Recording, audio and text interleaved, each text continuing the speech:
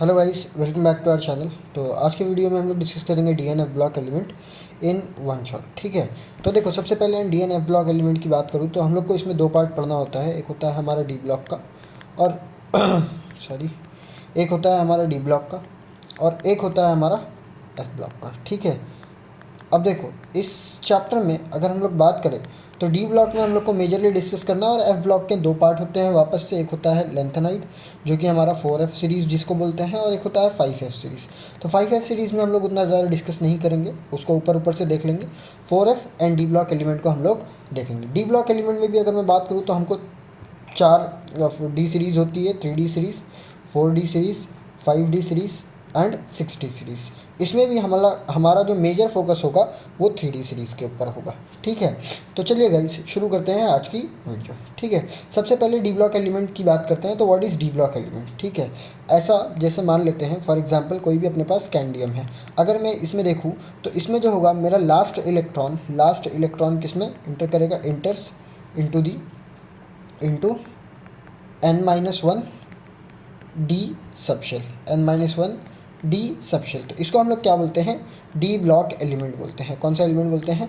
D block element. ठीक है, D block element. और इसके साथ साथ ही इसका एक और नाम होता है जिसको हम लोग बोलते हैं ट्रांजिशन एलिमेंट। क्या बोलते हैं? Transition element. अब ट्रांजिशन एलिमेंट क्यों बोलते हैं वो आपको कोऑर्डिनेशन केमिस्ट्री में पता चलेगा, और मैं एकदम हल्का फुल्का मैं बता दूंगा आपको कलर स्पेक्ट्रा जब पढ़ा रहा हूँ तब उसमें। ठीक है, अब ट्रांजिशन एलिमेंट किसको बोलते हैं? ट्रांजिशन एलिमेंट अभी के लिए मैं बता देता हूँ कि जिसमें भी D1 से लेकर के D9 इलेक्ट्रॉन्स होते हैं। कहाँ से कहाँ तक?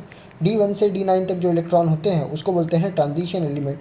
और D10 जो होता है वो not transition element, or not transition element. ध्यान रखना ये डी ब्लॉक होते हैं, ट्रांजिशन एलिमेंट नहीं होते हैं। ठीक है, ट्रांजिशन एलिमेंट नहीं होते हैं। ठीक, अब इसके बाद अगर मैं बात करूँ प्रॉपर्टीज़ में, किस में बात करते हैं अपन? प्रॉपर्टीज़ में बात करते हैं। सबसे पहली प्रॉपर्टीज़ अगर मैं इसकी डिस्कस करूँगा, सबसे पहली प्रॉपर्टीज़ हमारे पास आती है इसकी इलेक्ट्रॉनिक कन्फिग्रेशन। कौन सा configuration? Electronic configuration. Electronic configuration में अगर हम लोग बात करें तो हम लोग ने अबव प्रिंसिपल के अकॉर्डिंग हमको इलेक्ट्रॉनिक कन्फिग्रेशन लिखना आता है। कैसे भाई? वो तीर कमान चलाते हैं, उसमें 1 जिसकी लोअर एनर्जी होती है वो तीर कमान में सबसे पहले आ जाता है, और उसके अकॉर्डिंग हम लोग इलेक्ट्रॉनिक कन्फिग्रेशन करते हैं। सबसे बेसिक एग्जाम्पल स्कैंडियम का इलेक्ट्रॉनिक कन्फिग्रेशन करते हैं हम लोग। स्कैंडियम 21, तो 1s2, 2s2, 2p6, 3s2, 3p6, 4s2, 3d1।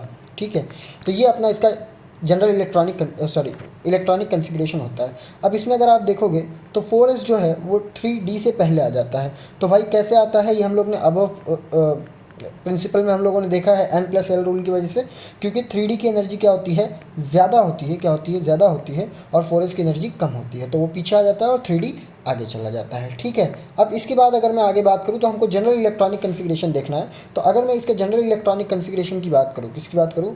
General electronic configuration की बात करूँ तो जनरल इलेक्ट्रॉनिक कन्फिग्रेशन इसका होता है NS0 to 2, n-1 D1 to 10। ठीक है, अब देखो यहाँ पे NS0 to 2 क्यों है? सॉरी, क्योंकि हर बार में क्या होना चाहिए? क्योंकि S की एनर्जी कम है तो वो पहले फिल हो जाना चाहिए था। लेकिन कुछ एलिमेंट्स ऐसे होते हैं जिसमें हाफ फिल्ड होने की वजह से, क्या होने की वजह से? हाफ फिल्ड होने की वजह से स्टेबिलिटी इंक्रीज़ हो जाती है। या इसी ऐसे ही अगर मैं बोलूँ एम्प्टी होने की वजह से स्टेबिलिटी इंक्रीज़ हो जाती है। क्या इंक्रीज़ हो जाता है? स्टेबिलिटी इंक्रीज़ हो जाता है। तो अगर हम लोग यहाँ पे देखेंगे कौन कौन से एलिमेंट हाफ फील्ड वाले हैं, तो जब कभी भी कोई भी ऐसा आ रहा होगा D4 आ रहा होगा या D9 आ रहा होगा, क्या आ रहा होगा? D4 या D9, तो ये या तो हाफ फिल करेंगे या तो ये फुल फिल करेंगे। क्या करेंगे? फुल फिल करेंगे। और उसकी वजह से क्या होता है? S में से एक इलेक्ट्रॉन किस में?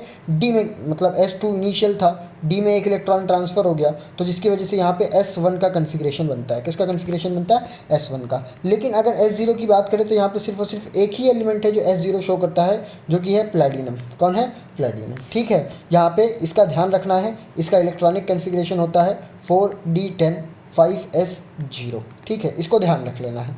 अब देखो साइज़ की बात करते हैं। किसकी बात करते हैं? साइज़ की। ठीक, किसकी बात कर लेते हैं आप? Next size. एटॉमिक साइज़ में अगर मैं बात करूँ तो देखो, अगर मैं पूरी सीरीज़ लिख दूँ 3D की, scandium, titanium, vanadium, chromium, manganese, ferrous, cobalt, निकल, कॉपर और जिंक। तो अगर हम लोग यहाँ पे देखें तो जैसे जैसे हम लोग लेफ़्ट टू राइट जाते हैं, लेफ़्ट टू राइट जाते हैं, तो यहाँ पे क्या होता है, फोर्स ऑफ अट्रैक्शन होती है। क्या होती है, मतलब अगर किसी भी इसमें बात करेंगे तो force of attraction, left to right जैसे जैसे जाते हैं फोर्स ऑफ अट्रैक्शन आती है। और जैसे जैसे हम लोग यहाँ पे बात करेंगे एम एन से एफ ई की तरफ अगर हम लोग जाते हैं, एम एन से एफ ई या C O N I Z N, मतलब वो लास्ट में, चलो एफ ई से सी ओ तक के डिस्कस करते हैं। तो यहाँ पे फोर्स ऑफ अट्रैक्शन और फोर्स ऑफ रिपल्शन जो होती है, कौन कौन सी, फोर्स ऑफ अट्रैक्शन और फोर्स ऑफ रिपल्शन जो होती है वो मतलब सेम सिमिलर ही होती है, मतलब नेग्लिजिबल अमाउंट में डिफरेंस होता है दोनों में। और जैसे ही बात करूँ यहाँ पे कॉपर जिंक तक के आते हैं, तो यहाँ पे जो रिपल्शन फोर्स होती है, रिपल्सिव फोर्स होती है, वो डोमिनेट करने लग जाती है। अब सर ये फोर्स से हमको क्या लेना देना है, तो भाई देखो, जब कभी भी कोई भी एक एटम के अंदर यहाँ पे न्यूक्लियस है, क्या है, न्यूक्लियस, इसके बाहर एक इलेक्ट्रॉन है, तो अगर मैं इस इलेक्ट्रॉन पे देखूंगा तो हमारे पास इस इलेक्ट्रॉन पे दो तरीके की फोर्स या एक तरीके की, सिंपल अगर मैं बोलूँ तो एक कोलम्बिक फोर्स लग रही होगी। कौन सी फोर्स लग रही होगी, कोलम्बिक फोर्स। और ये कोलम्बिक फोर्स जो होती है ये दो टाइप की होती है। कितने टाइप की होती है, दो टाइप की। एक होती है फोर्स ऑफ अट्रैक्शन, क्या होती है, फोर्स ऑफ अट्रैक्शन, और दूसरी होती है फोर्स ऑफ रिपल्शन। तो 3D में भी यही होता है कि पहले 5 एलिमेंट में क्या होता है, अट्रैक्टिव फोर्स लगती है। क्या लगती है, अट्रैक्टिव फोर्स, जिसके कारण अगर मैं देखूँ तो स्कैंडियम से लेकर के मैग्नीज तक, कहाँ से, स्कैंडियम से लेकर के मैग्नीज तक एटॉमिक साइज़ जो होता है, कौन सा साइज़, एटॉमिक साइज़ जो होता है वो डिक्रीज़ करता है। क्या करता है, डिक्रीज़ करता है। ठीक है, मतलब लेफ़्ट टू राइट जैसे जैसे जाओगे डिक्रीज़ करेगा। लेकिन एफ ई सी ओ एन आई तक की ये जो साइज़ होता है वो ऑलमोस्ट सिमिलर होता है। क्या होता है, सिमिलर, मतलब ना बढ़ेगा ना कम होगा, क्योंकि ना तो रिपल्सिव फोर्स लग रही है ज़्यादा, ना ही अट्रैक्टिव फोर्स ज़्यादा लग रही है। लेकिन जैसे ही सी यू और जेड एन तक आते हैं तो यहाँ पे रिपल्सिव फोर्स बहुत ज़्यादा डोमिनेट करने लगती है। तो जिसके कारण क्या होता है, एटॉमिक साइज़ की बढ़ने लगता है। क्या बढ़ने लगता है, एटॉमिक साइज़ इंक्रीज़ होने लगता है। एटॉमिक साइज़ क्या होने लगता है, इंक्रीज़ होने लगता है। ठीक है, अब देखो ये बहुत ज़्यादा इम्पॉर्टेंट है, ये ध्यान रखना तीनों पार्ट में, क्योंकि हर बार हम लोग क्या करते हैं, रट्टा मार लेते हैं, लेफ्ट टू राइट साइज़ कम हो रहा है, डाउन द ग्रुप साइज़ बढ़ रहा है। लेकिन ऐसा नहीं भाई, इसमें क्या होता है, बढ़ता भी है, सिमिलर भी रहता है और कम भी होता है। तो उस हिसाब से इसको अपने को याद रखना है। ठीक है, अब देखो, अब इसके बाद बात करते हैं आयनाइजेशन एंथैल्पी। कौन सी, आयनाइजेशन एंथैल्पी। आयनाइजेशन एंथैल्पी बताने से पहले चलो आयनाइजेशन एंथैल्पी ही पहले डिस्कस कर लेते हैं। आयनाइजेशन एंथैल्पी की अगर मैं बात करूँगा तो आयनाइजेशन एंथैल्पी क्या होती है, energy required to remove outermost electron from isolated gaseous phase atom, बराबर है। यही होती है हमारी सॉरी ये होती है हमारी आयनाइजेशन एंथैल्पी।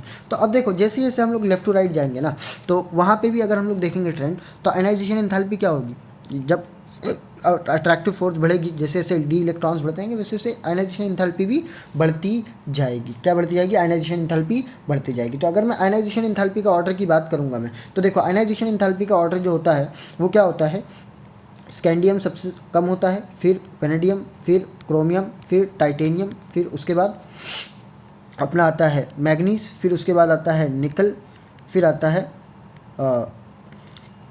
कॉपर, फिर उसके बाद आता है कोबाल्ट, फिर उसके बाद आता है एफ और फिर उसके बाद आता है जेड। ठीक है, ये क्या है, हमारी आयनाइजेशन एंथैल्पी का ऑर्डर है। अब देखो, ये तो हमको याद करना है, ठीक है, लेकिन यहाँ से क्वेश्चन नहीं आता है। क्वेश्चन कहाँ से आता है, इसको बस देख लो, याद मत करो, कोई दिक्कत नहीं है। क्वेश्चन कहाँ से आता है, some important ionisation enthalpy comparison से, some important ionisation enthalpy comparison से। जैसे एग्जामिनर अपने को दे देगा, बोलेगा भाई सबसे पहले CR और MN की फर्स्ट आयनाइजेशन एंथैल्पी कंपेयर करो।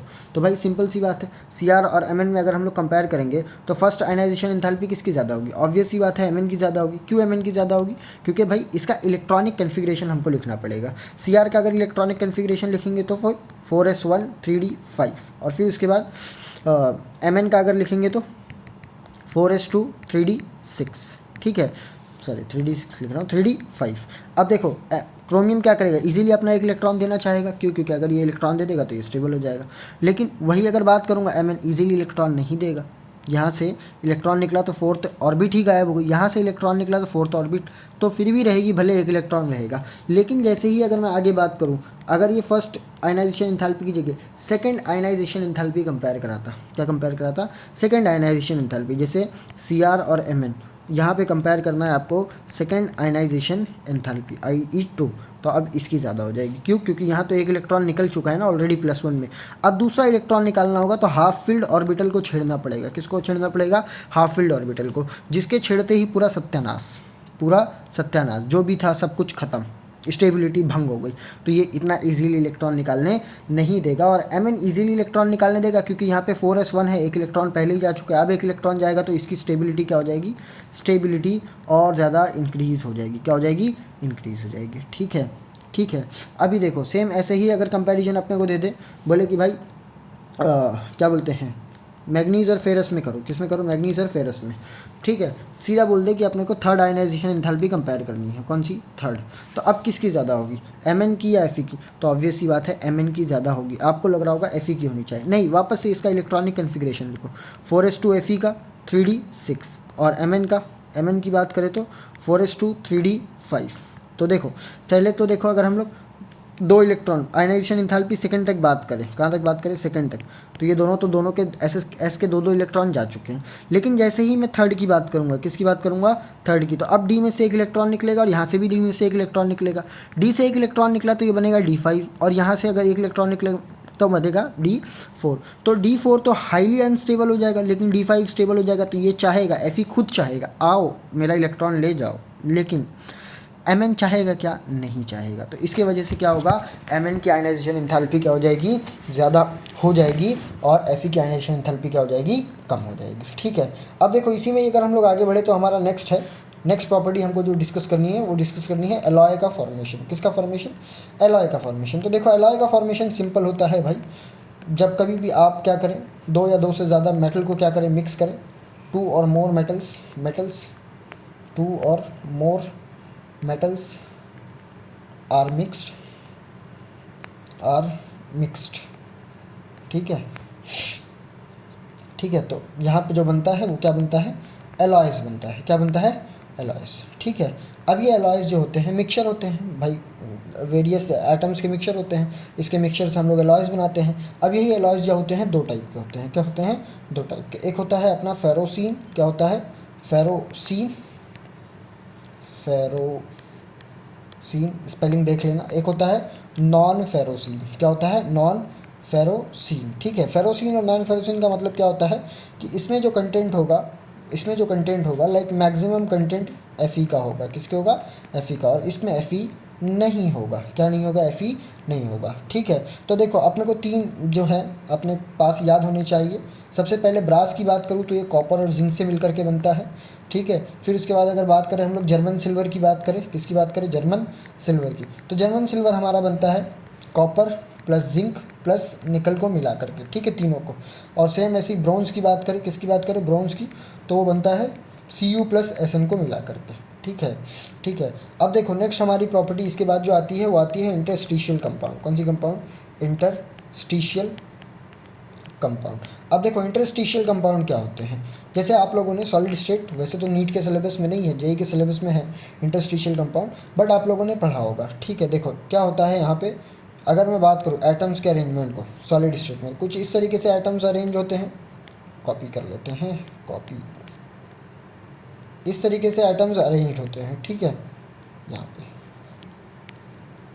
ठीक है, ये ऐसे भी हो सकते हैं और यहाँ पे इधर भी बीच में भी आ सकते हैं। तो अपन बीच वाला एग्जाम्पल लेके चलते हैं ताकि थोड़ा सा माहौल बने। ठीक है, अब देखो अगर तुम यहाँ पे क्लियर देख सकते हो तो देखो इस वाले स्पेस में, यहाँ पे थोड़ा सा जूम करके दिखा रहा हूँ, यहाँ पे देखो एक वॉइड क्रिएट हुआ है, खाली जगह है। क्या है? वॉइड। क्या, कौन सी जगह है? खाली जगह, इसको बोलते हैं वॉइड। सेम यहाँ पे भी अगर तुम देखोगे तो यहाँ पे खाली जगह है जिसको बोलते हैं वॉइड। तो अब सिमिलर एटम, स्मॉलर एटम, कौन से एटम? Smaller atom. कौन कौन से? Smaller atom. कौन कौन से ये स्मॉलर एटम हो सकते हैं? Like carbon, nitrogen, boron, hydrogen. ये क्या हो, अगर इसमें आकर के ट्रैप हो जाए, क्या हो जाए? ट्रैप हो जाए तो जो एलिमेंट बनेगा, जो कंपाउंड बनेगा, उस कंपाउंड को क्या बोलते हैं? इंटरस्टिशियल कंपाउंड बोलते हैं। कौन से कंपाउंड बोलते हैं? इंटरस्टिशियल कंपाउंड बोलते हैं। ठीक है, अब देखो इंटरस्टिशियल कंपाउंड की कुछ प्रॉपर्टीज़ याद रखनी है। सबसे पहले तो ये हार्ड होते हैं, हार्ड हो जाते हैं। दूसरा मतलब hard than pure metal, hard than pure metal से भी ज़्यादा हार्ड होते हैं। देन, अरे यार देन 2 बार लिख दिया, हार्ड देन प्योर मेटल। ठीक है, दूसरा इसकी मेल्टिंग पॉइंट जो होती है वो ज़्यादा हो जाती है। क्या हो जाती है? ज़्यादा हो जाती है। तीसरा, ये केमिकली इनर्ट होते हैं। क्या होते हैं? केमिकली इनर्ट होते हैं। केमिकली क्या होते हैं? इनर्ट। ठीक है, अब देखो इसके बाद अगर हम लोग आगे बढ़े तो इसके बाद अपने पास अपने को प्रॉपर्टी पढ़नी है जिसको बोलते हैं हम लोग मैग्नेटिक मोमेंट। ठीक है, मैग्नेटिक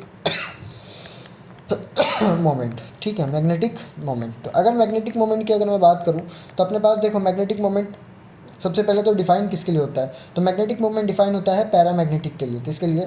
पैरामैग्नेटिक के लिए। और डायमैग्नेटिक के लिए भी होता है बट उसकी मैग्नेटिक मोमेंट ज़ीरो मैग्नेटॉन आ जाएगी। ठीक है, ये ध्यान रखना। ठीक है, तो देखो चलो सबसे पहले मैं डिफाइन ही कर देता हूँ कि मैग्नेटिक प्रॉपर्टीज़ कॉन्सेप्ट कैसे देखते हैं। देखो मैग्नेटिक प्रॉपर्टी की अगर बात करूँ तो इसको तो हम लोग 2 पार्ट में पढ़ सकते हैं। सबसे पहला एक अपने पास पैरामैग्नेटिक होता है। क्या होता है? पैरामैग्नेटिक होता है, पैरामैग्नेटिक। दूसरा होता है डायमैग्नेटिक। क्या होता है? डायमैग्नेटिक। पैरामैग्नेटिक की अगर मैं बात करूँ तो पैरामैग्नेटिक वो स्पीशीज़ होते हैं जिनके पास अनपेयर्ड इलेक्ट्रॉन होता है। कौन सा इलेक्ट्रॉन होता है? Unpaired electron. ठीक है, डायमैग्नेटिक की बात करें तो इनके पास एब्सेंट होते हैं अनपेयर्ड इलेक्ट्रॉन। कौन से? इनके पास no unpaired electron, no unpaired electron. ठीक है, अब देखो मैग्नेटिक मोमेंट निकालने का फॉर्मूला भी बता देता हूँ, शॉर्ट ट्रिक भी बता देता हूँ। फॉर्मूला क्या होता है? Mu equal to root of n into n plus two, n into n plus two. ठीक है, ये इसका क्या बोलते हैं? अपना मैग्नेटिक मोमेंट का फॉर्मूला होता है। अब इसकी यूनिट बोर मैग्नेटॉन। देखो शॉर्टकट बता देता हूँ। शॉर्टकट जब कभी भी एन इक्वल टू मान लो एक्स आ जाए, क्या आ जाए? एक्स, तो एग्जामिनर ना एक्स में आपको क्या करना है? प्लस 0.75 से लेकर के 0.95 तक के बीच में कोई भी अगर आंसर सिमिलर मिल रहा हो, जैसे फॉर एग्जांपल n की वैल्यू मान लेते हैं 3 है, एग्जामिनर ने ऑप्शन दे दिया 3.73। ठीक है, तो ये तुम्हारा आंसर हो जाएगा। 0.75 से लेकर के 0.95 के अप्रॉक्स नॉट एग्जैक्ट, अप्रॉक्स अगर कुछ आ रहा है तो वो तुम्हारा क्या हो जाएगा? आंसर हो जाएगा। ठीक है, नेक्स्ट प्रॉपर्टी की अगर मैं बात करता हूँ तो नेक्स्ट प्रॉपर्टी अपने पास है मेल्टिंग पॉइंट। कौन सी point? Melting point. Melting point की अगर बात करूँ तो देखो मेल्टिंग पॉइंट डिपेंड किस पे करता है? मेटेलिक स्ट्रक्चर के ऊपर डिपेंड करता है। किसके ऊपर डिपेंड करता है? मेटेलिक स्ट्रक्चर के ऊपर। तो देखो जैसे जैसे नंबर ऑफ अनपेयर्ड इलेक्ट्रॉन बढ़ रहे हैं, क्या बढ़ रहे हैं? नंबर ऑफ अनपेयर्ड इलेक्ट्रॉन अगर बढ़ रहे हैं, ठीक है, इसका मतलब क्या हुआ कि भाई यहाँ पे क्या होगा? मेटेलिक बॉन्ड बनेगा। कौन सा बॉन्ड बनेगा? मेटेलिक बॉन्ड बनेगा या मेटेलिक कैरेक्टर इंक्रीज होगा। अगर यहाँ पे मेटेलिक बॉन्ड का फॉर्मेशन हो रहा है तो इसको ब्रेक करना भी इजी नहीं होगा। एटॉमिक इंटरेक्शन जो होगा बहुत ज़्यादा हो जाएगा। ठीक है, तो यहाँ पे इसका मेल्टिंग पॉइंट क्या हो जाएगा? इंक्रीज हो जाएगा। बट ध्यान रखना एग्जामिनर ना कभी कभी कंपेयर करा लेता है, बोलता है कि भाई बताओ क्रोमियम और मैग्नीज दोनों में से मेल्टिंग पॉइंट किसका ज़्यादा है? तो ऑब्वियस सी बात है तुमको लगेगा कि मैग्नीज का, क्योंकि इसके पास नंबर ऑफ अनपेयर्ड इलेक्ट्रॉन ज़्यादा है। बस सत्यानाश कर दोगे यहाँ पे क्रोमियम का ज़्यादा होगा as compare to Mn। Sir ऐसा क्यों? ये भेदभाव क्यों? तो देखो ये भेदभाव इसलिए होता है क्योंकि Mn के पास D5 होता है, मतलब ग्राउंड स्टेट में D5 होता है। तो ये क्या होता है? स्टेबल होता है as compare to, more stable होता है। स्टेबल ना बोल करके मैं बोलता हूँ मोर स्टेबल होता है एज़ कम्पेयर टू Cr। तो जिसके कारण अगर ये स्टेबल है तो ये मेटेलिक बॉन्ड, या ऐसा मैं बोल सकता हूँ ये इसका एटॉमिक इंटरेक्शन कम होगा एज़ कम्पेयर टू क्रोमियम। तो जिसके कारण इसकी जो मेल्टिंग पॉइंट होती है Mn से ज़्यादा होती है क्रोमियम की। Mn से क्या होती है? ज़्यादा होती है क्रोमियम की। ठीक है, लेकिन कुछ यहाँ पे ऑर्डर है, ध्यान रख लो वो ऑर्डर। अगर मैं बात करूँ डाउन द ग्रुप जाएंगे, कहाँ जाएंगे? डाउन द ग्रुप जाएंगे, डाउन द ग्रुप। ठीक है, down the group down the group तो हमें ना देखो 2 टाइप की मेल्टिंग पॉइंट मिलेगी। एक इंक्रीज़ होने वाली, कौन सी? इंक्रीज़ होने वाली, और एक डिक्रीज़ होने वाली। मतलब इंक्रीज़ होने वाली अगर बात करेंगे तो सबसे ज़्यादा 5D की, फिर उसके बाद 4D की, फिर उसके बाद 3D की। डिक्रीज़ होने वाली मतलब सबसे ज़्यादा 3D की, फिर 4D की और फिर 5D की, ठीक है। तो देखो ये जो दोनों होते हैं ना, ये किस में शो करते हैं, जब कभी भी आप बात करोगे ग्रुप थर्ड और ट्वेल्थ का, किसका, ट्वेल्थ ग्रुप का, ये दोनों की अगर बात कर रहे हो तो डाउन द ग्रुप जाने से मेल्टिंग पॉइंट क्या होगा, बढ़ेगा, क्या होगा, सॉरी डिक्रीज़ होगा, क्या होगा, डिक्रीज़। लेकिन इसके अलावा अगर आप फोर्थ से लेकर के 10th ग्रुप तक की बात कर रहे हो तो मेल्टिंग पॉइंट क्या होता है, कम होता है as compare to like down the group जाने से क्या होगा, कम होगा एज़ कम्पेयर टू प्रीवियस, ठीक है। अब देखो, अब इसके बाद अगर मैं बात करूँ तो इसके बाद एक इंपॉर्टेंट प्रॉपर्टी स्टार्ट करेंगे हम लोग, जो कि है ऑक्सीडेशन स्टेट। क्या है, ऑक्सीडेशन स्टेट। और उसके बाद ही हम लोग को पढ़ना है केमिकल रिएक्शंस वगैरह, ठीक है। Oxidation state. तो अब देखो ऑक्सीडेशन स्टेट की बात करूँ तो सबसे पहले देखो हमको कोई भी एक, जैसे मैं Cr की बात कर लेता हूँ, क्रोमियम, इसका अगर मैं इलेक्ट्रॉनिक कन्फिग्रेशन लिखूँ तो 4s1 3d5, इसको ऐसे भी लिख सकते हो, या चलो Cr को ना लिख करके मैं मैग्नीज का लिख लेता हूँ Mn। तो Mn की बात करें अगर तो 4s2 3d5। तो अगर तुम यहाँ पे देखोगे तो जितने भी डी एलिमेंट्स हैं उनके पास 4s2 यानी कि NS2 इलेक्ट्रॉन है। कौन से इलेक्ट्रॉन है, NS2। तो ये क्या करेंगे, NS2 इलेक्ट्रॉन्स तो देंगे ही देंगे, मतलब कि इसका जो कॉमन ऑक्सीडेशन स्टेट होगा, क्या, common oxidation state of D block element या फिर ट्रांजिशन एलिमेंट जो होगा वो कितना होगा, +2। कितना होगा, +2। लेकिन +2 के अलावा ये शो करते हैं वेरिएबल ऑक्सीडेशन स्टेट। क्या शो करते हैं, वेरिएबल ऑक्सीडेशन स्टेट। सर ऐसा क्यों, वेरिएबल ऑक्सीडेशन स्टेट इसलिए शो करते हैं क्योंकि भाई इनके पास क्या होता है, अनपेयर्ड इलेक्ट्रॉन होता है। क्या होता है, अनपेयर्ड इलेक्ट्रॉन। और जैसे जैसे अनपेयर्ड इलेक्ट्रॉन बढ़ता है वैसे वैसे इनकी ऑक्सीडेशन स्टेट बढ़ती है। क्या होती है, बढ़ती है। तो ध्यान रखना, एग्जामिनर कभी कभी क्या पूछ लेगा कि भाई highest oxidation state of 3D series बताओ। तो भाई याद रखना है +7, क्योंकि Mn तक ही अनपेयर्ड इलेक्ट्रॉन है। Mn के बाद जैसे जैसे जाओगे तो देखो यहाँ पे अगर बात करूँ 2 तो ये ऑलरेडी निकाल चुका है, इसमें से 5 जाएंगे तो कितने होंगे, 7 होंगे। लेकिन Mn के बाद जैसे जैसे जाओगे वैसे वैसे पेयरिंग शुरू हो जाएगी, तो फिर क्या बोलते हैं, अपना इलेक्ट्रॉन और ज़्यादा नहीं निकल सकता, साथ ही निकलेगा। लेकिन अगर एग्जामिनर पूछ ले highest oxidation state of D block element, तो याद रखना +8 होगा। क्या होगा, +8। ये +8 शो होता है ऑस्मियम से। किससे, ऑस्मियम से। इसके पास टेंडेंसी होती है, जैसे जैसे नीचे जाओगे आप, टेंडेंसी होती है हाईएस्ट ऑक्सीडेशन स्टेट बढ़ने की, मतलब स्टेबल ज़्यादा होने की, ठीक है। जैसे अगर मैं बात करूँ, ये पॉइंट ऐसे ही मैंने बता दिया कि जैसे जैसे आप डाउन द ग्रुप जाओगे, क्या जाओगे, डाउन द ग्रुप जाओगे, ग्रुप, ठीक है। डाउन द ग्रुप जाओगे तो प्लस या हाईएस्ट ऑक्सीडेशन स्टेट जो होते हैं, हाईएस्ट ऑक्सीडेशन स्टेट जो होते हैं उनकी स्टेबिलिटी इंक्रीज़ हो जाती है। क्या हो जाती है, इंक्रीज़ हो जाती है। इसी वजह से हम लोग देखते हैं कि Fe का हाईएस्ट ऑक्सीडेशन स्टेट +6 है, लेकिन उसी के ही ग्रुप में नीचे ऑस्मियम जो होता है उसका हाईएस्ट ऑक्सीडेशन स्टेट +8 है। क्या है, +8। ध्यान रखना इसको, ठीक है। अब देखो इसी के ही बाद अगर मैं आगे बात करूँ तो कोई भी मेटल ये नहीं चाहेगा कि कोई भी एरा गैरा आए और बोले ला भाई तेरे इलेक्ट्रॉन। तो इतना इजी नहीं है 8 इलेक्ट्रॉन 7 इलेक्ट्रॉन या 6 इलेक्ट्रॉन निकालना। तो इसकी वजह से जब कभी भी हाईएस्ट ऑक्सीडेशन स्टेट होगा ना, क्या होगा, हाईएस्ट ऑक्सीडेशन स्टेट, तो जो मेटल के साथ होगा वो मेटल मोस्ट इलेक्ट्रोनेगेटिव एटम के साथ ही बाउंड होगा। किसके साथ बाउंड होगा, मोस्ट इलेक्ट्रोनेगेटिव एटम के साथ। किसके साथ, मोस्ट इलेक्ट्रोनेगेटिव एटम्स के साथ। अब ये जनरली मोस्ट इलेक्ट्रोनेगेटिव एटम कौन कौन से होते हैं, तो भाई यहाँ पे अपने पास होते हैं नाइट्रोजन, फ्लोरीन और ऑक्सीजन। इनसे ज़्यादा इलेक्ट्रोनेगेटिव कोई नहीं। बट नाइट्रोजन यहाँ पे कंपाउंड नहीं बनाता है, हमको जनरली ऑक्सीजन के पढ़ने को मिलते हैं। किसके पढ़ने को मिलते हैं, ऑक्सीजन के और फ्लोरीन के ठीक है। लेकिन फ्लोरीन भी क्या बोलते हैं अपना क्या बोलते हैं, जैसे अगर मैं बात करूँ फ्लोरीन की भी, तो ये F4 तक ही बनाता है। जैसे अगर मैं मैग्नीज में अगर मैं बात करूँ तो ये बनाएगा MnF2, MnF3, MnF4, ठीक है, MnF5। जैसे ही बनाने जाएगा ये बन ही नहीं पाएगा। क्यों नहीं बन पाएगा, क्योंकि यहाँ पे लग जाएगा स्टेरिक हिंडरेंस। छोटा एलिमेंट है ना भाई, ज़्यादा बड़ा नहीं है ना। क्योंकि डी ब्लॉक की जो होती है पेनिट्रेशन पावर सॉरी क्या बोलते हैं जिसको अपन बोलते हैं क्या बोलते हैं, नाम नहीं याद आ रहा है मेरे को, वो बता देता हूँ कि भाई जिसमें इलेक्ट्रॉन के क्लाउड के बढ़ने की वजह से शील्डिंग इफेक्ट, डी ब्लॉक का शील्डिंग इफेक्ट कम होता है एज़ कम्पेयर टू पी, तो एटॉमिक साइज उतना नहीं बढ़ेगा, एटॉमिक साइज तो छोटा ही है, तो जिसके कारण यहाँ पे स्टेरिक हिंड्रेंस होने लगता है।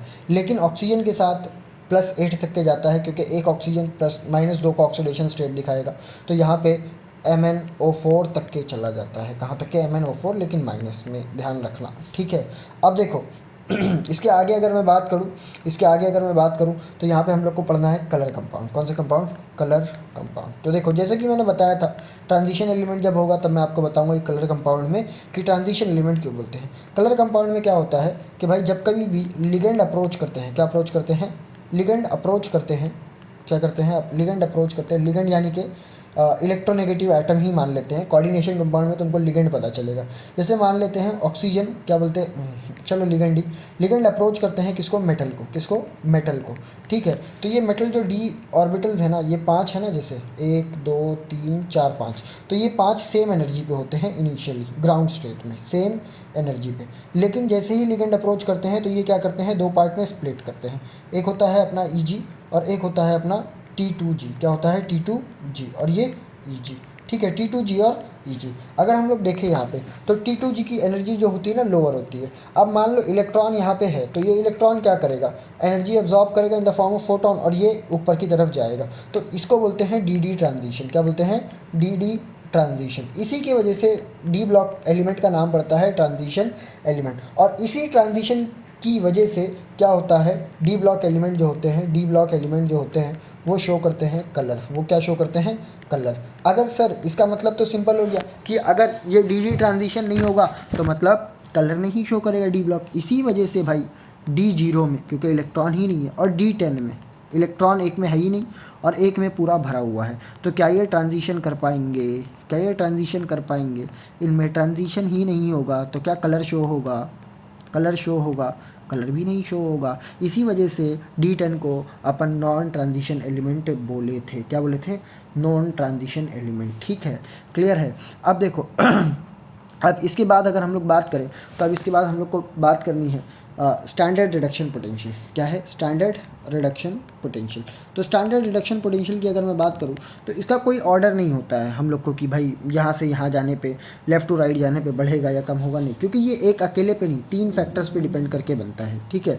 तो देखो सबसे पहले अगर मैं कुछ जनरलाइज पॉइंट अगर इसके बारे में लिखा दूँ तो ये याद रखना कि जब कभी भी 3D सीरीज़ की बात होगी, किसकी बात होगी? 3D सीरीज़ की बात होगी तो सारे के सारे all एलिमेंट्स एक्सेप्ट मतलब सिर्फ कॉपर को छोड़ करके, except Cu has negative SRP value, ठीक है। वो भी किसके लिए? जब M+2 से M में आएगा, मतलब E0+2 से इसमें आएगा। सर क्यों ऐसा? तो भाई रीज़न है, जनरल ऑक्सीडेशन स्टेट इसका कितना है? +2 ही होता है। तो ये मतलब कि M+2 से M में आना ही नहीं चाह रहा होगा, तो इस वजह से नेगेटिव होता है। लेकिन कॉपर में भाई एक इलेक्ट्रॉन एक्सेप्ट करेगा, वो D10 बना देगा, इस वजह से ये पॉजिटिव हो जाता है, ठीक है। ये भी ध्यान रखना है, ठीक है। अब देखो जनरली कभी कभी क्या होता है, कभी कभी कुछ वैल्यू अपने को दे देता है एग्जामिनर और बोलता है कि भाई कंपेयर करो कि बताओ इसकी हाई वैल्यू होगी, लो वैल्यू होगी। जैसे अगर मैं Zn की बात करूँ, किसकी बात करूँ? Zn, E0 ऑफ Zn3+ से Zn2+ आ रहा है, तो अब बोलेगा कि बताओ इसकी वैल्यू क्या होगी? नेगेटिव होगी, पॉजिटिव होगी? तो भाई इसकी याद रखना हाई पॉजिटिव होती है। क्या होती है? हाई वैल्यू होगी। क्या होगी? हाई वैल्यू, और वो भी पॉजिटिव। सर ऐसा क्यों? सब नेगेटिव थे, ये अचानक से पॉजिटिव कैसे हो गया? तो भाई देखो सिंपल है, Zn3+ में है मतलब D9 कन्फिग्रेशन में, और ये Zn2+ में है मतलब D10 कन्फिग्रेशन में। तो भाई एक इलेक्ट्रॉन एक्सेप्ट करके स्टेबल होना चाहेगा, तो इसकी वजह से हाईएस्ट नहीं बोल सकते हैं, हाई पॉजिटिव वैल्यू शो करेगा, ठीक है। सेम ऐसे ही दूसरे में भी आप कंपेयर कर सकते हो, ठीक। अब इसके बाद देखो कुछ इंपॉर्टेंट ऑक्साइड्स की बात कर लेते हैं। क्या बात कर लेते हैं? कुछ इंपॉर्टेंट ऑक्साइड्स की बात कर लेते हैं। IMP, important oxides of D block, important oxides of D block. ठीक, तो देखो important oxides of D block की अगर बात करें तो ध्यान रखना सबसे पहले कि जितने भी डी ब्लॉक एलिमेंट हैं, ठीक है, जितने भी डी ब्लॉक एलिमेंट है वो जनरली ऑक्साइड्स बनाते हैं, जनरली ऑक्साइड्स बनाते हैं। और एम ओ टाइप की जितनी भी ऑक्साइड होती है, एम ओ टाइप की जितनी भी ऑक्साइड होती है वो are M O type oxides are are ionic in nature. Sir ऐसा क्यों? भाई ऑक्सीजन है, सिंपल इलेक्ट्रॉन लेगा और मेटल है, इलेक्ट्रॉन देगा तो आयनिक नेचर हो गया ना। ठीक है, लो ऑक्सीडेशन स्टेट भी होता है। अब देखो इसी में ही अगर मैं बात करूँ, ठीक है, मान लेते हैं अगर किसी भी मेटल के ऊपर मैं चार्ज यानी कि पॉजिटिव चार्ज यानी कि ऑक्सीडेशन स्टेट इंक्रीज़ कर रहा हूँ, क्या कर रहा हूँ, ऑक्सीडेशन स्टेट इंक्रीज़ कर रहा हूँ, तो क्या इसका एसिडिक नेचर बढ़ेगा? तो ऑब्वियस सी बात है, इसका एसिडिक स्ट्रेंथ या एसिडिक नेचर जो होगा, एसिडिक स्ट्रेंथ या एसिडिक नेचर जो होगा वो इंक्रीज़ करेगा। क्या करेगा? इंक्रीज़ करेगा। ये ध्यान रखना है अपने को, ठीक है।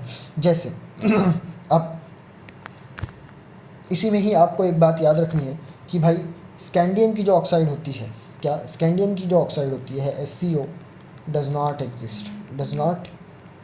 एग्जिस्ट, ठीक है, स्कैंडियम ऑक्साइड एग्जिस्ट नहीं करती है। इसके अलावा कुछ इंपॉर्टेंट ऑक्साइड्स हैं जिसको मैं लिख दे रहा हूँ, वो आपको याद रखने हैं। जैसे C2O3 एंड ZNO, ये दोनों जो होती है ये एम्फोटेरिक ऑक्साइड होती है। क्या होती है? एम्फोटेरिक ऑक्साइड होती है। इसके अलावा V2O5 जो होती है ये होती तो एसिडिक ही है। क्या होती है? होती तो एसिडिक होती है, बट एम्फोटेरिक नेचर शो करती है। क्या शो करती है? एम्फोटेरिक नेचर शो करती है। जैसे अगर मैं इसको एसिड्स के साथ रिएक्ट करूँगा, किसके साथ? अगर मैं इसको एसिड के साथ रिएक्ट कराया, ठीक है, तो ये VO2 प्लस देगा। लेकिन जैसे ही अगर मैं इसको बेस के साथ दूंगा, किसके साथ दूंगा? बेस के साथ, तो ये बनाएगा VO4 3 माइनस। क्या बनाएगा? VO4 3 minus. तो इसलिए ये एम्फोटेरिक होती है, मेनली होती है एसिडिक ही है, बट नेचर शो करने लगती है एम्फोटेरिक का, ठीक है।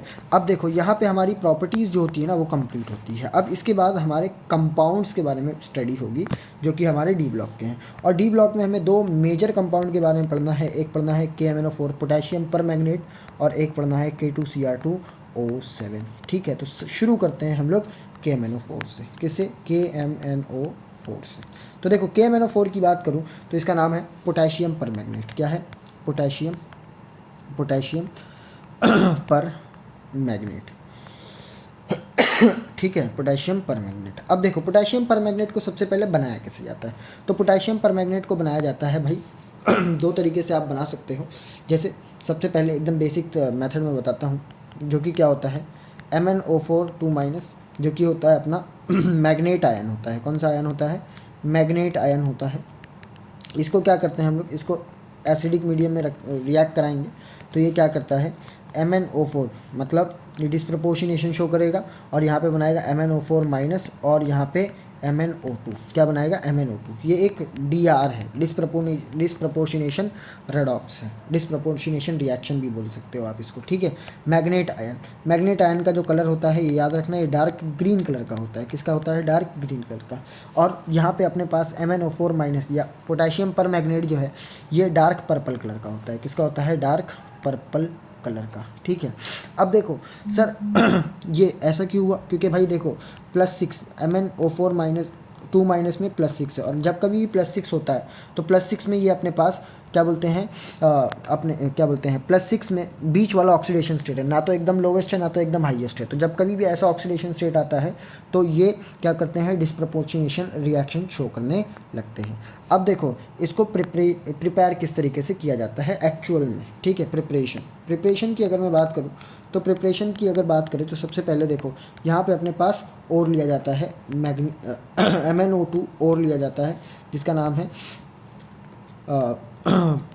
पायरोसाइट, ठीक है, पायरोसाइट, ठीक है। अब देखो इसका क्या कराते हैं हम लोग? ऑक्सीडेशन कराते हैं। क्या कराते हैं? ऑक्सीडेशन कराते हैं। ऑक्सीडेशन कैसे कराते हैं? तो यहाँ पे अपने पास होता है KOH विथ ऑक्सीडाइजिंग एजेंट, ठीक है। ऑक्सीडाइजिंग एजेंट यहाँ पे या तो एयर ले लेंगे या तो अपन KNO3 ले लेंगे, एयर या फिर KNO3, ठीक है, पोटेशियम नाइट्रेट, ठीक है। अब यहाँ पे ये क्या बोलते हैं ऑक्सीडाइज करेगा और ये K2MnO4 बनाएगा। क्या बनाएगा? K2MnO4, मतलब मैग्नेट आयन में कन्वर्ट हो गया। अब ये मैग्नेट आयन से पर मैग्नेट में कैसे कन्वर्ट करते हैं, जैसे कि मैंने अभी बताया H+ के साथ मतलब एसिडिक मीडियम में रिएक्ट कर दो तो ये KMnO4 बना देगा। क्या बना देगा? KMnO4 प्लस MnO2 बना देगा और ये साइकिल रिवर्स हो जाएगी, ठीक है। दूसरा इलेक्ट्रोलिसिस भी कर सकते हैं हम लोग इसका, जब कभी भी इलेक्ट्रोलिसिस करेंगे तो ये KMnO4 में कन्वर्ट हो जाता है। और ये जो इलेक्ट्रोलिसिस करेंगे ना तो यही हमारा होता है कमर्शियल प्रोसेस। कौन सा प्रोसेस? कमर्शियल प्रोसेस, ठीक है। अब यहाँ पे या तो इसका क्या करो O3 स्ट्रॉन्ग ऑक्सीडाइजिंग एजेंट के रिस्पेक्ट में आप क्या करो इसको ऑक्सीडाइज कर दो तो भी ये कन्वर्ट हो जाएगा KMnO4 में, ठीक है। किस में कन्वर्ट होगा? KMnO4 में, ठीक है। अब देखो लेबोरेटरी में किस तरीके से आप इसको प्रिपेयर करते हो। तो जब कभी भी लेबोरेटरी में अगर आपको प्रिपेयर करने दे दिया जाए तो लेबोरेटरी में प्रिपेयर करने के लिए क्या किया जाता है? Mn2+ को लाया जाता है। ये Mn2+ क्या करता है? H2O8 के साथ H2O8 2- मतलब पर ऑक्सो डाइसल्फेट, इसके साथ ये क्या करता है? रिएक्शन करता है और यहाँ पे डायरेक्टली बना देता है MnO4- प्लस SO4 2-। तो ये अपने पास क्या होता है? वायलेट कलर का आ जाता है और ये क्या बोलते हैं अपने पास? सल्फेट आयन बन जाता है। अगर देखो Mn2+ की बात करें तो ये कलरलेस होता है। क्या होता है? कलरलेस, ठीक है। अब देखो एग्जामिनर ना, ये तो हो गई प्रिपरेशन की। एग्जामिनर ना कभी कभी अपने को इसका बॉन्ड लेंथ कंपेयर करा लेगा या बॉन्ड एंगल कंपेयर करा लेगा, मैग्नेटिक नेचर पूछवा लेगा। तो देखो कैसे, या स्ट्रक्चर कंपेयर करा लेगा। कैसे स्ट्रक्चर कैसे होता है? तो देखो सबसे पहले अगर मैं बात करूँ स्ट्रक्चर की तो Mn oxygen oxygen oxygen oxygen, ये तो 4 हुए। अब देखो 2 ऑक्सीजन के ऊपर 2 नेगेटिव चार्ज है तो 1 2, बाकी 2 को क्या करो? डबल बॉन्ड बना दो भाई कुछ। तो अगर मैं पर मैग्नेट की बात करूँ, सॉरी मैग्नेट आयन की बात करूँ, मैग्नेट आयन, ठीक है। तो ये मैग्नेट आयन हो गया। अब मैग्नेट आयन का स्ट्रक्चर टेट्राहेड्रल है। क्या है? टेट्राहेड्रल। लेकिन अगर मैं यहाँ पे पर मैग्नेट आयन की बनाऊँ तो देखो O O O और यहाँ पे O, तो देखो MnO4- मतलब एक में नेगेटिव चार्ज होगा, बाकी 3 क्या होंगे? डबल बॉन्ड होंगे। तो इसका भी जो स्ट्रक्चर होता है ये टेट्राहेड्रल ही होता है। क्या होता है? टेट्राहेड्रल। लेकिन दोनों में डिफरेंस होता है। क्या डिफरेंस होता है? सबसे पहला कि ये +6 में है, ये +7 में है। अगर +6 में होने की वजह से देखेंगे तो इसके पास एक d इलेक्ट्रॉन होगा, जिसकी वजह से ये क्या होगा? पैरामैग्नेटिक होगा। क्या होगा? पैरामैग्नेटिक। लेकिन यहाँ पे +7 होने की वजह से ये D0 है। D0 है तो ये डायामैग्नेटिक है। क्या है? डायामैग्नेटिक। दूसरा एग्जामिनर बॉन्ड लेंथ पूछेगा कि टाइप्स ऑफ बॉन्ड लेंथ, ठीक है।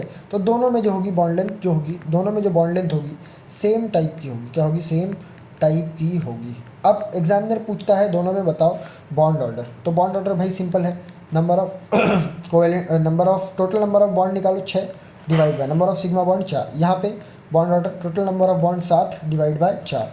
तो बॉन्ड ऑर्डर का कंपैरिजन करेंगे तो भाई इस वाले का मतलब पर मैग्नेट का जो होता है बॉन्ड ऑर्डर ज़्यादा होता है as compare to magnet ion, ठीक है। यहाँ पे M लिख देता हूँ मैग्नेट और यहाँ पे पर मैग्नेट। तो सेम इसका ही उल्टा बॉन्ड लेंथ हो जाएगी, ठीक है। बॉन्ड लेंथ मैग्नेट आयन की बड़ी होती है एज़ कम्पेयर टू पर मैग्नेट आयन की, ठीक है।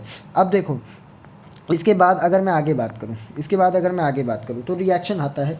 रिएक्शन क्या होगा कि भाई कौन कौन सी रिएक्शन कैसी शो करता है। तो सबसे पहले अगर मैं बात करूँ तो इसकी हमारे पास थर्मल डिकम्पोजिशन रिएक्शन है। कौन सी रिएक्शन है?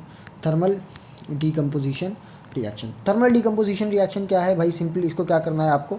KMnO4 को लेना है और हीट करना है। KMnO4 को लेना है और क्या करना है? हीट करना है। जब हीट करोगे तो ये किस में टूटेगा? K2MnO4 में प्लस MnO2 में प्लस O2 में, ठीक है। यहाँ पे इसमें टूटेगा। दूसरा कि भाई KMnO4 की बात करें तो ये +7 में है। किस में है? +7। और +7 में होने की वजह से ये एक टाइप की और रिएक्शन शो करता है जिसको बोलते हैं ऑक्सीडाइजिंग रिएक्शन। Oxidising reaction. और इसी के साथ अगर हम लोग देखें तो भाई +7 में है तो ये क्या करेगा? ऑक्सीडाइजिंग एजेंट की तरह एक्ट करेगा। किसकी तरह एक्ट करेगा? ऑक्सीडाइजिंग एजेंट की तरह ठीक है। और वो भी कौन सा, तो KMnO4 हम सब ने ऑर्गेनिक केमिस्ट्री में पढ़ा होगा कि ये एक स्ट्रॉन्ग ऑक्सीडाइजिंग एजेंट होता है। क्या होता है? Strong oxidizing agent. क्यों? रीज़न सेम है, क्योंकि ये हाईएस्ट ऑक्सीडेशन स्टेट में है। ठीक है, किसमें है? हाईएस्ट ऑक्सीडेशन स्टेट में। तो ध्यान रखना, अब देखो ये जो ऑक्सीडाइजिंग एजेंट की तरह रिएक्ट करता है ना, ये 3 कंडीशन में रिएक्ट कर सकता है। ये एसिडिक में भी कर सकता है, नॉर्मल बेसिक में भी कर सकता है, और न्यूट्रल में भी कर सकता है। यहाँ पे मतलब बहुत ज़्यादा मतलब स्ट्रॉन्ग एसिडिक मीडियम में ही स्ट्रॉन्ग एसिडिक मीडियम में करेगा, और बेसिक में नॉर्मल बेसिक ले सकते हैं हम, एकदम बेसिक भी नहीं ले सकते हैं। ठीक है, तो देखो यहाँ पे होगा क्या, जैसे अगर मैं बात करूँ तो सबसे पहले अगर मैं एसिडिक मीडियम की बात करता हूँ, किसकी बात करता हूँ? एसिडिक मीडियम की। तो ये याद रखना कि भाई एसिडिक मीडियम में ना एक चीज़ तो फिक्स है, क्या? कि भाई Mn जो होगा वो +7 से +2 में आएगा। किस में आएगा? Mn +7 से +2 में आएगा। ये तो फिक्स है, ये तो क्या है? फिक्स है। ठीक है, और दूसरा ये किस किस को ऑक्सीडाइज कैसे कैसे करेगा, तो देखो सिंपल है। सबसे पहले अगर मैं बात करूँ I- की, तो इसको ये कन्वर्ट कर देगा I2 में। Cl- की बात करूँ तो ये इसको कन्वर्ट कर देगा Cl2 में। ठीक है, Br- की बात करें, Br- की, तो ये इसको कन्वर्ट कर देगा Br2 में। ठीक है, Fe2+ की बात करें तो ये इसको ऑक्सीडाइज कर देगा Fe3+ में। ठीक है, NO2- की बात करें, NO2- तो ये इसको कन्वर्ट कर देगा NO3- में। S2- की बात करें तो ये इसको कन्वर्ट कर देगा S में, सल्फाइड में। ठीक है, ग्लाइक्सो मतलब एक लिगेंड होता है C2O4 2-, अगर इसकी बात करें तो ये इसको कन्वर्ट कर देगा CO2 गैस में। किसमें? CO2 गैस में। ठीक है, लेकिन वही अगर मैं बात करूँ बेसिक या फिर बेसिक नॉर्मल बेसिक या फिर न्यूट्रल मीडियम हो, तो उसमें क्या होता है, तो उसमें याद रखना है कि भाई Mn जो होता है ये +7 से Mn+4 में जाता है। मतलब यहाँ पे ये बनाता है MnO2। क्या बनाता है?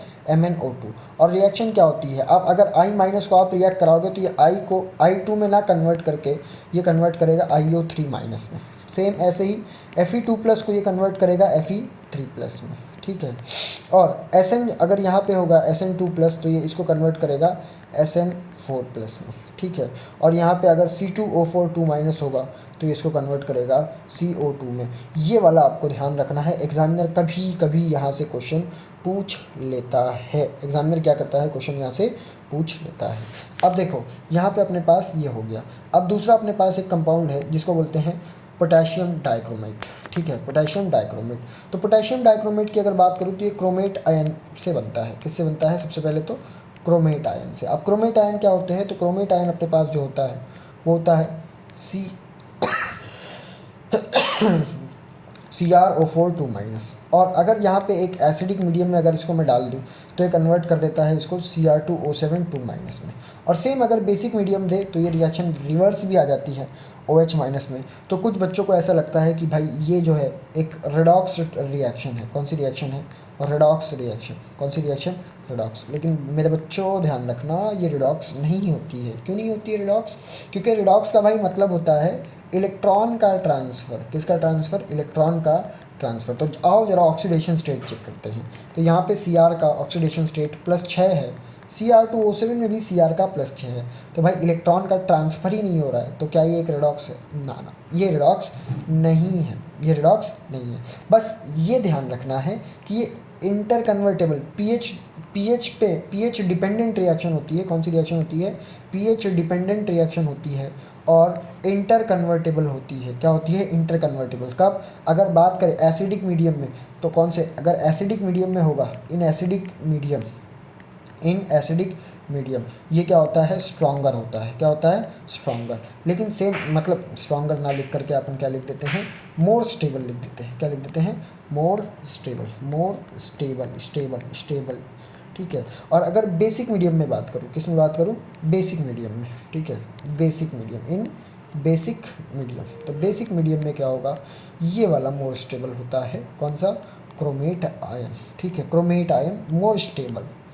ठीक है, तो ये रिडॉक्स नहीं, इंटर कन्वर्टेबल रिएक्शन है, ध्यान रखना इसको। अब आओ इसकी प्रिपरेशन की बात करते हैं। किसकी बात करते हैं? प्रिपरेशन की। तो इसकी प्रिपरेशन अपन कराते हैं और से, जो कि होता है अपना FeCr2O4। एक्चुअल में देखो मैं इसको ऐसा ना लिख करके मैं इसको ऐसे लिखता हूँ, FeO+ Cr2O3, क्योंकि ये इसी फॉर्म में प्रेजेंट होता है। अब देखो जब इसको ऑक्सीडाइज कराओगे, एयर के प्रेजेंस में जब आप इसको ऑक्सीडेशन कराते हो तो ये अपने आप को 2 पार्ट में कन्वर्ट करता है। सबसे पहला पार्ट जो होता है Fe2O3 plus CrO3, Fe2O3 plus CrO3। अब देखो इसमें अपन क्या करते हैं, Na2CO3 का रिएक्शन कराते हैं इसके साथ, तो देखो CrO3 सॉरी। अब देखो यहाँ पे Na2CO3 जो है ना बेसिक ऑक्साइड है। कौन सी ऑक्साइड है? बेसिक है। क्या है? बेसिक है। और यहाँ पे जो बनने वाली 2 ऑक्साइड है ना, ये बेसिक होती है और ये क्या होती है? एसिडिक होती है। ये एसिडिक क्यों है? क्योंकि हाईएस्ट ऑक्सीडेशन स्टेट में है और Fe के पास मोर इलेक्ट्रॉन है एसिडिक, मतलब और ज़्यादा रिएक्ट करने के लिए, ठीक है, और ज़्यादा रिएक्ट करेगा फिर वो एसिडिक पे कन्वर्ट होगा। तो ये एसिडिक है तो ये इसके साथ रिएक्शन करेगा, लेकिन ये इसके साथ रिएक्शन नहीं करेगा। तो जैसे ही ये इसके साथ रिएक्शन करता है तो ये अपने आप को कन्वर्ट करता है Na2CrO4 में, मतलब क्रोमाइट आयन मिलता है। और क्रोमाइट आयन अभी हम लोगों ने देखा, जैसे ही एसिडिक मीडियम में डालोगे H+ डालोगे तो ये इसको कन्वर्ट कर देगा Na2Cr2O7, इसमें Na2Cr2O7। अब सिंपल यहाँ पे क्या कर दो, KCl के साथ रिएक्शन करा दो तो ये बना देगा K2Cr2O7, ठीक है। ध्यान रखना यहाँ पे इन दोनों में कलर याद रखना है अपने को। क्या याद रखना है? कलर। तो अगर मैं बात करूँ कलर की तो Na2Cr मतलब क्रोमेट आयन जो होता है ये येलो कलर का होता है। कौन सा? येलो। और ये जो होता है ऑरेंज कलर का होता है। कौन सा? सॉरी, अरे यार उल्टा लिख दिया, दोनों भी उल्टा लिख दिया, माय मिस्टेक। यहाँ पे ये जो दोनों होता है ये ऑरेंज कलर का ही होता है। कौन से कलर का? ऑरेंज कलर का। और ये जो क्रोमेट आयन होता है ये होता है येलो कलर का। कौन से कलर का? येलो कलर का, ठीक है। अब इसके बाद अगर देखो आगे बात करें तो इसमें भी हमको पढ़ना है रिएक्शन। इसके क्या पढ़ना है? रिएक्शन। लेकिन रिएक्शन से पहले स्ट्रक्चरल कंपैरिजन कर लेते हैं दोनों का। तो देखो स्ट्रक्चरल कंपैरिजन करोगे तो देखो यहाँ पे CrO4 2- की बात करते हैं तो O और ये भी O, ठीक है। अब देखो एक की बॉन्ड लेंथ बहुत ज़्यादा दिखा दिया मैंने, माय मिस्टेक। ऐसे छोटी मोटी मिस्टेक मैं करते रहता हूँ, ठीक है। अब देखो यहाँ पे CrO2- है और CrO4 2- है, ठीक है। तो 2 पे नेगेटिव चार्ज लगा दिए और 2 ऐसे, ठीक है। लेकिन यहाँ पे ये डाई है, मतलब डाइक्रोमेट है, तो यहाँ पे एक ऑक्सीजन की लिंकेज होती है, पर ऑक्सी लिंकेज बोल सकते हो सिंपल से, ठीक है। 2 टेट्राहेड्रल यूनिट्स क्या करेगी? कंबाइन करेगी। यहाँ पे O-, यहाँ पे भी ये O- और ये double bond O, double bond O और ये डबल बॉन्ड O और ये डबल बॉन्ड O, ठीक है। अब देखो एक मेजर कंपैरिजन में दिखा देता हूँ। सबसे पहले टाइप ऑफ बॉन्ड लेंथ, ठीक है। स्ट्रक्चर वगैरह टेट्राहेड्रल ही होता है, यहाँ पे वो ध्यान रखना है, उसमें कोई दिक्कत नहीं है। तो टाइप ऑफ बॉन्ड लेंथ की अगर बात करूँ यहाँ पे तो मैं 1 टाइप ऑफ बॉन्ड लेंथ होती है, लेकिन सेम यहाँ पे अगर बात करें तो यहाँ पे 2 टाइप की बॉन्ड लेंथ होती है। सर ऐसा काहे? ऐसा क्यों? क्योंकि भाई देखो यहाँ पे ये वाला जो है CrO और ये जो है नो रेजोनेंस, यहाँ रेजोनेंस नहीं हो रहा है। लेकिन अगर मैं बात करूँ ये वाले में, ठीक है, इतने वाले हिस्से में बात करते हैं, इसमें और इसमें, जिनको मैंने पर्पल से मार्क किया, यहाँ पे रेजोनेंस हो रहा है। क्या हो रहा है? रेजोनेंस। तो इन दोनों की जो बॉन्ड लेंथ होगी सेम डिफरेंट टाइप की होगी। क्या होगी? सॉरी, मतलब सेम टाइप की होगी। और ऊपर वाले जो ऑरेंज कलर वाली है उनकी जो बॉन्ड लेंथ होगी डिफरेंट टाइप की होगी। तो इस वजह से 2 टाइप की अपने पास यहाँ पे बॉन्ड लेंथ मिलती है। कितने टाइप की? 2 टाइप की, ठीक है। इसके बाद अगर बात करूँ यहाँ पे तो यहाँ पे जो अपना बॉन्ड ऑर्डर जो होता है, क्या होता है? बॉन्ड ऑर्डर की बात करें तो यहाँ पे सेम 6/4 होगा। और अगर यहाँ पे बात करें तो वापस से 2 टाइप का बॉन्ड ऑर्डर होगा।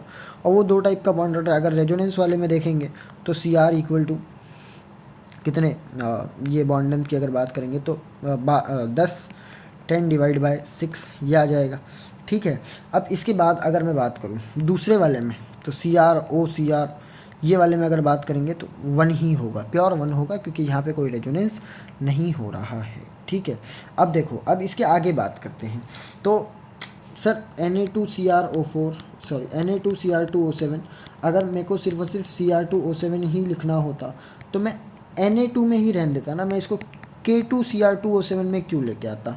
और यहाँ पे अगर हम लोग देखें तो Na2 में Na जो होगा मोर स्टेबल होगा एज़ कम्पेयर टू K2, क्योंकि डाउन द ग्रुप साइज ये जा रहा है।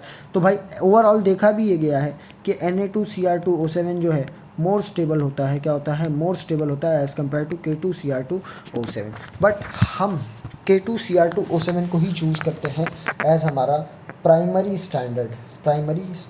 क्यों, रीज़न क्या है इसके पीछे का, क्या है रीज़न क्या है। तो रीज़न ये है कि Na2Cr2O7 जो होता है हाइग्रोस्कोपिक होता है। क्या होता है ये, हाइग्रोस्कोपिक। क्या होता है ये, हाइग्रोस्कोपिक होता है, जिसके कारण ये क्या करता है, मॉइस्चर एब्जॉर्ब करने लगता है, मॉइस्चर एब्जॉर्ब करता है, जिसके कारण हम इसे चूज़ नहीं करते हैं। दूसरा, अब इसमें रिएक्शन, इसके रिएक्शंस क्या क्या हो सकते हैं। तो सेम ऑक्सीडाइजिंग एजेंट की तरह ये भी काम करता है। किसकी तरह काम करता है, ऑक्सीडाइजिंग एजेंट की तरह।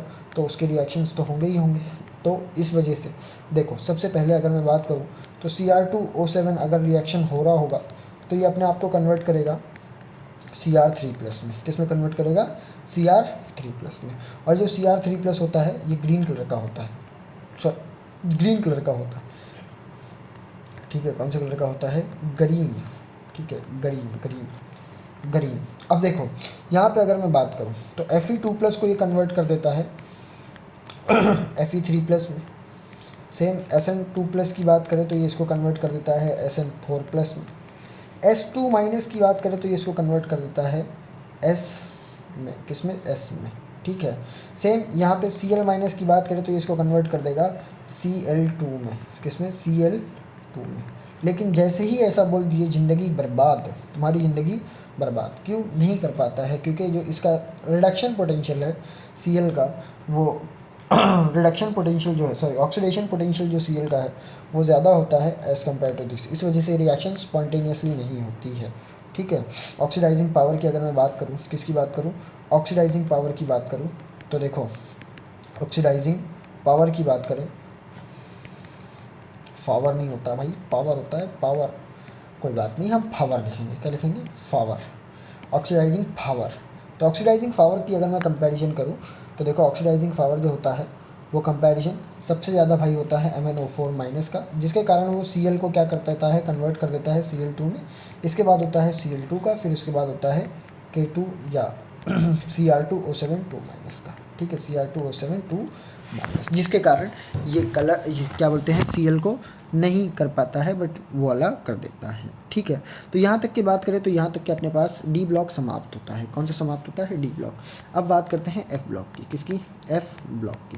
तो एफ ब्लॉक में भी सेम वही एलिमेंट जिसमें लास्ट इलेक्ट्रॉन क्या करेगा, लास्ट इलेक्ट्रॉन इंटर करेगा, inter in F orbital, in F 4 या 4f कहाँ लिख दिया मैं, एफ सबशेल, ठीक है। तो इसको क्या बोलेंगे अपन, एफ ब्लॉक एलिमेंट बोलेंगे। तो देखो, जैसे कि मैंने बताया था, एफ ब्लॉक एलिमेंट में 2 पार्ट होते हैं। कितने पार्ट होते हैं, 2 पार्ट।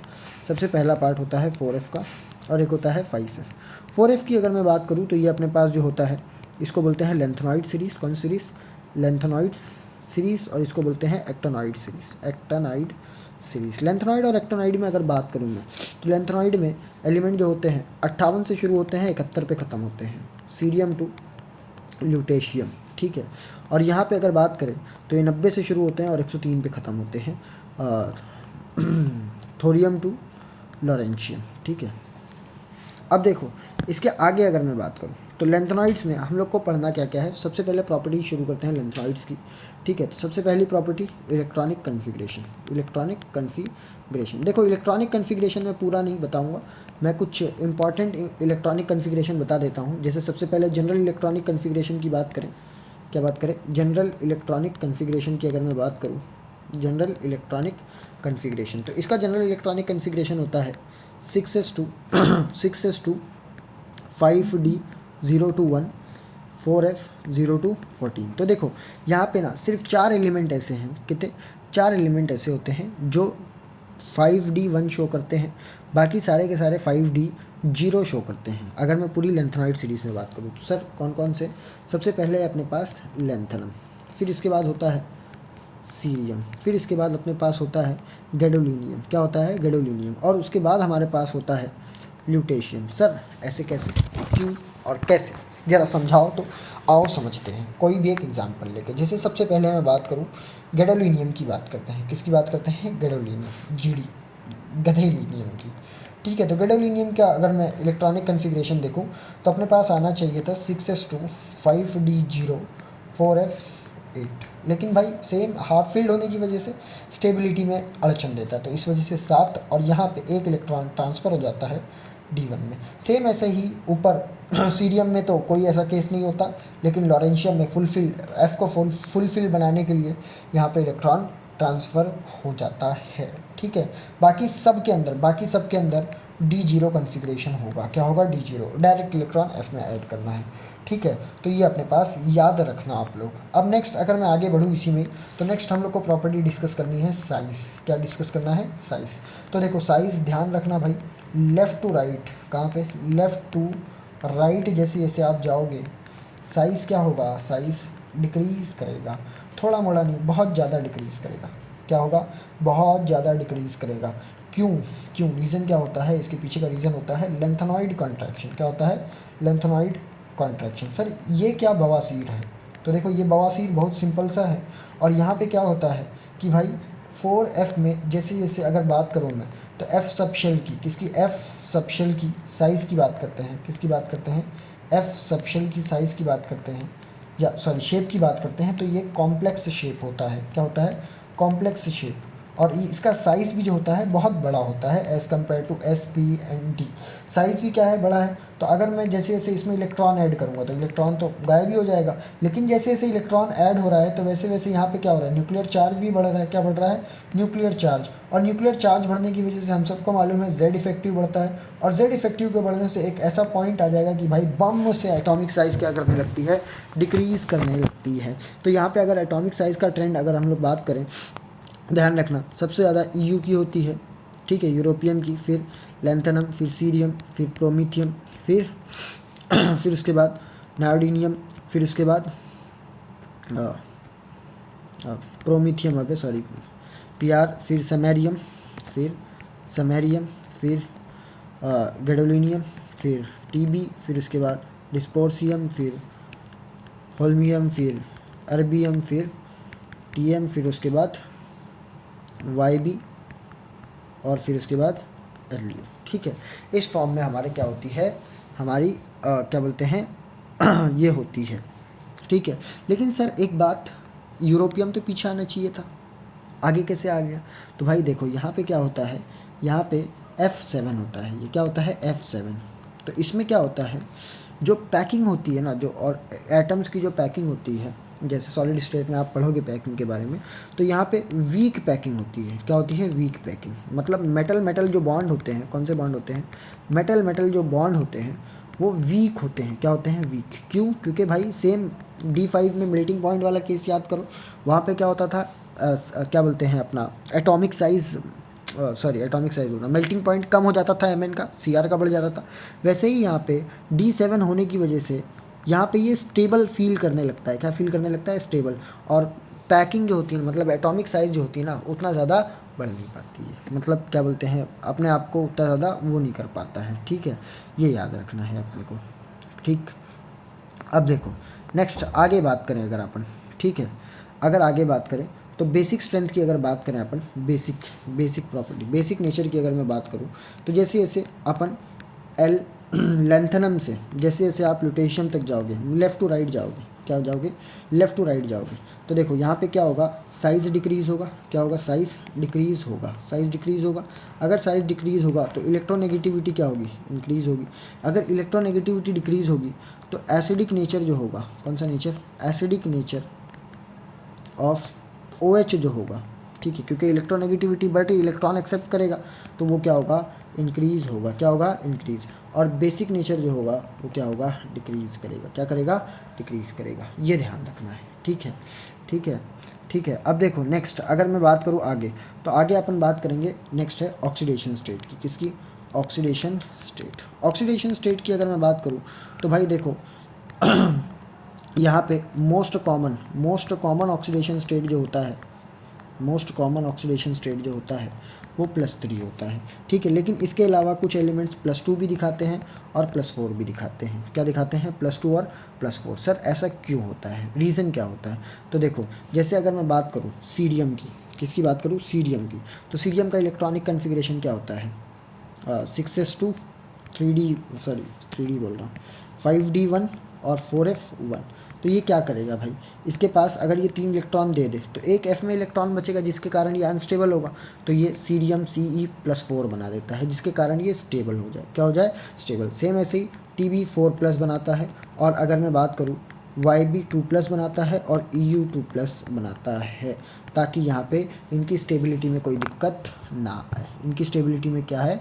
कोई दिक्कत ना आए, ठीक है। अब इसके बाद देखो कुछ जनरल प्रॉपर्टीज़ की बात कर लेता हूँ। मैं आपको सिर्फ बता दे रहा हूँ, यहाँ पे शॉर्ट में मैं लिख देता हूँ जनरल प्रॉपर्टीज़, ठीक है। General characteristic of F block element, general characteristic. तो सबसे पहला कैरेक्टरिस्टिक अपने पास ये सिल्वरी वाइट कलर का होता है। कौन सा कलर का होता है? सिल्वरी वाइट कलर का होता है। दूसरा कि भाई अगर इसको आप जैसे ही एयर में एक्सपोज करोगे तो ये टार्निश हो जाएगा, फ़ौरन होगा टार्निश, रैपिडली इन एयर, ठीक है। दूसरा, जैसे जैसे लेफ़्ट टू राइट जाओगे तो हार्डनेस क्या होगी? हार्डनेस इंक्रीज़ करेगी। क्या करेगी? इंक्रीज़ करेगी लेफ़्ट टू राइट। दूसरा भाई, चौथा पॉइंट कि ये क्या होते हैं? गुड कंडक्टर होते हैं। क्या होते हैं? Good conductor. किसके? हीट एंड इलेक्ट्रिसिटी के, क्योंकि भाई मेटल है, फ्री इलेक्ट्रॉन्स है। जैसे जैसे आगे जाओगे वैसे वैसे क्या होगी? गुड कंडक्टर होंगे, ठीक है। पाँचवा पॉइंट कि भाई ऑलमोस्ट, या ऑल ना लिख करके अपन यहाँ पे लिख देते हैं almost all M3+ ions are coloured. यहाँ पे जितने भी होते हैं ज़्यादातर कलर्ड होते हैं, ठीक है। अब नेक्स्ट अगर बात करें तो यहाँ पे मैग्नेटिक प्रॉपर्टीज़ की भी बात कर लेते हैं। ये मैग्नेटिक प्रॉपर्टी शो करेगी, लेकिन अगर कुछ ऐसे केस हो जाए जहाँ पे F0 या F14 आ जाए तो ये क्या होंगे? डायामैग्नेटिक होंगे। क्या होंगे? डायामैग्नेटिक, ठीक है। ये ध्यान रखना है अपने को, ठीक है। अब देखो इसके बाद अगर मैं बात करूँ तो आयनाइजेशन एंथैल्पी की बात करते हैं। किसकी बात करते हैं? आयनाइजेशन एंथैल्पी, ठीक है। आयनाइजेशन एंथैल्पी, तो आयनाइजेशन एंथैल्पी भाई सिंपल, इलेक्ट्रॉन निकालने के लिए जो एनर्जी निकली उसको। तो देखो भाई ये जो यहाँ पे अगर मैं बात करूँ ना, तो ionization enthalpy first and ionization enthalpy second जो होती है वो यहाँ पे क्या होती है? सिमिलर होती है, एकदम सिमिलर होती है कैल्शियम की तरह। किसकी तरह? कैल्शियम की तरह। मतलब लगभग 600 और यहाँ पे आयनाइजेशन एंथैल्पी 2 जो होती है लगभग 1200 के आसपास। लेकिन अब जैसे ही आप थर्ड देखोगे ना तो वहाँ पे कुछ वेरिएशन होने लग गया। क्या होने लगेगा? वेरिएशन। और कुछ ऐसे कंपाउंड हैं जिनमें abnormal third ionization enthalpy show होती है। क्या होती है? Abnormal third ionization enthalpy show होती है। जैसे कौन कौन से हैं वो? एक है अपने पास LaGd और यहाँ पे Lu। देखो अब यहाँ पे रीज़न क्या है? लेंथनम की अगर मैं बात करूँ, यहाँ पे बात करूँ तो अगर एक इलेक्ट्रॉन यहाँ पे दे दे तो ये इलेक्ट्रॉन मतलब वो स्टेबल हो जाएगा, तो इसकी वजह से खुद से दे देता है। सेम ऐसी गैडोलिनियम में भी बात करूँ तो D4F7 बना देगा वो, तो ये भी इलेक्ट्रॉन देगा। लेकिन सेम ऐसी बात करें ल्यूटेशियम में, और यहाँ पे ये भी क्या करेगा? एक इलेक्ट्रॉन लॉस करेगा और 4F14 बना देगा, जिसके कारण स्टेबल हो जाएगा। तो जब कभी भी यहाँ पे थर्ड इलेक्ट्रॉन निकालने की वजह